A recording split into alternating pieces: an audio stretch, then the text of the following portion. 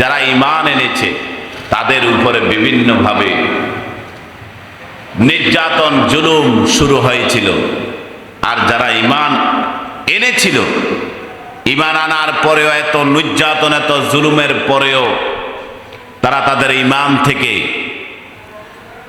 তারা তাদের বিশ্বাস থেকে, আসমানি কিতাব মহাগ্রন্থ আল কোরআন থেকে, বিশ্বনবী মুহাম্মদুর রাসূলুল্লাহ সাল্লাল্লাহু আলাইহি ওয়াসাল্লামের আদর্শ থেকে তারা চুল পরিমাণও পিছপা হন নাই।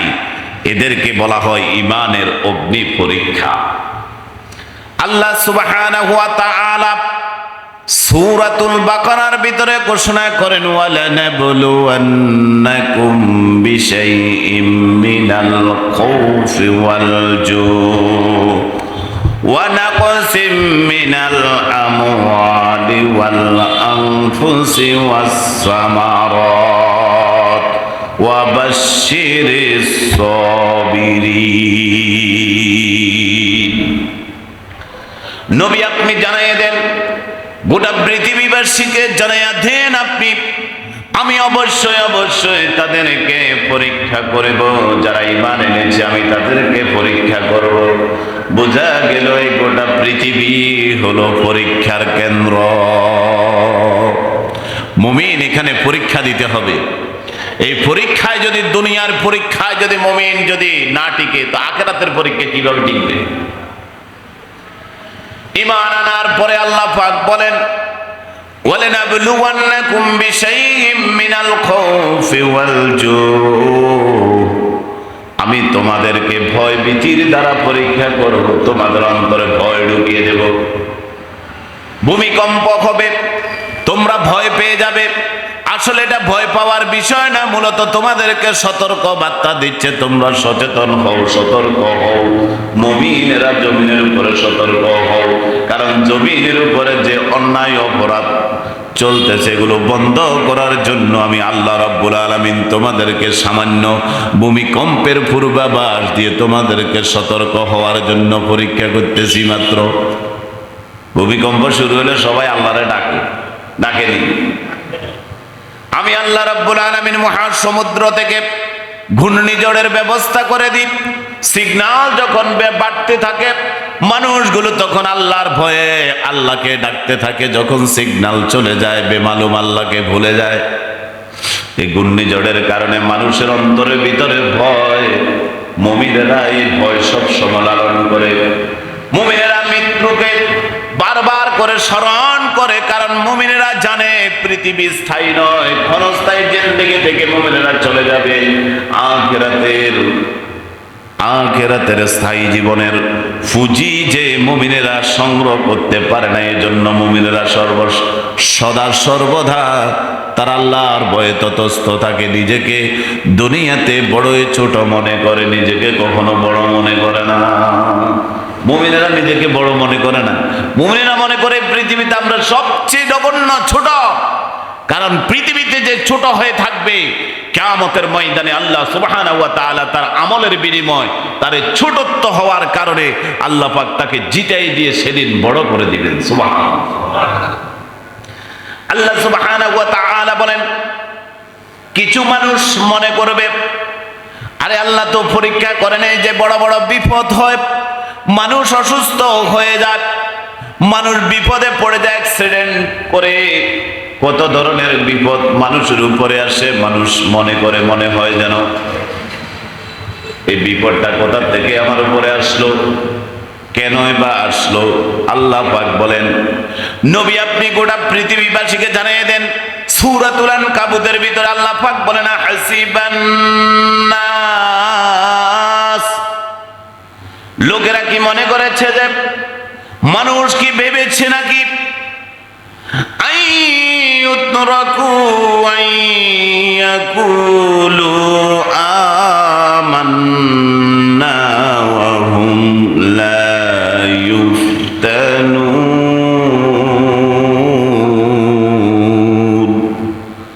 লোকেরা কি মনে করেছে যে, লোকেরা কি ভেবেছে নাকি যে ঈমান এনেছে কথা বললে তাদেরকে বিনা পরীক্ষা ছেড়ে দেওয়া হবে? না না না, তারা এই কথা মনে করলে চলবে না। ঈমান আনার কারণে সবচেয়ে বড় বিপদ সাহাবায়ে কেরামের হয়েছে। ঈমান না আনলে হযরত বেলালের উপরে কি এই জাতের অগ্নি পরীক্ষা হতো? উমাইয়া বিন খলফের অধীনে হযরত বেলাল একজন কৃতদাস। কার অধীনস্থ? উমাইয়া বিন খলফ। এই উমাইয়া বিন খলফের এত বেশি নির্যাতন ছিল হযরত বেলালের উপরে।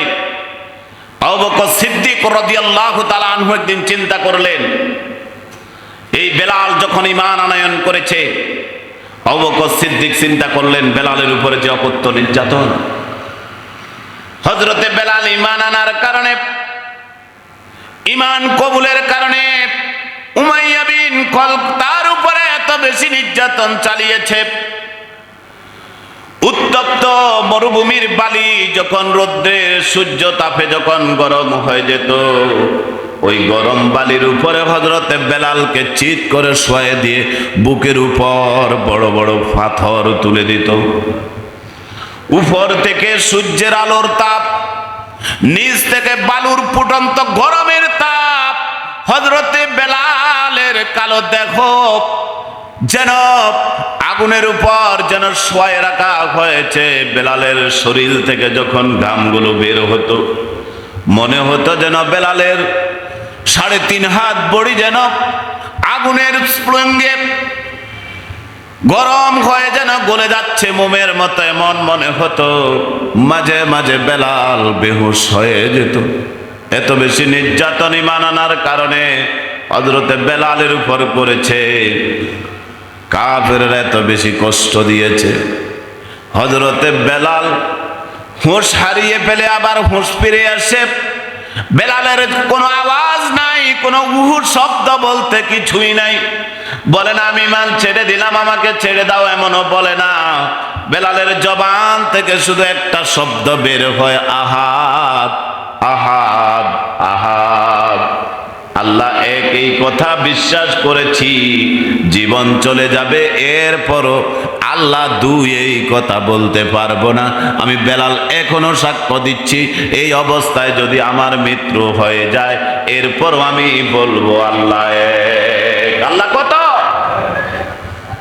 আল্লাহ যে তাওহীদের ঘোষণা দিয়েছেন, কুল হুয়াল্লাহু আহাদ, নবী আপনি জানিয়ে দেন আর বলুন আল্লাহ এক, অদ্বিতীয়, আল্লাহর কোনো শরীক নেই।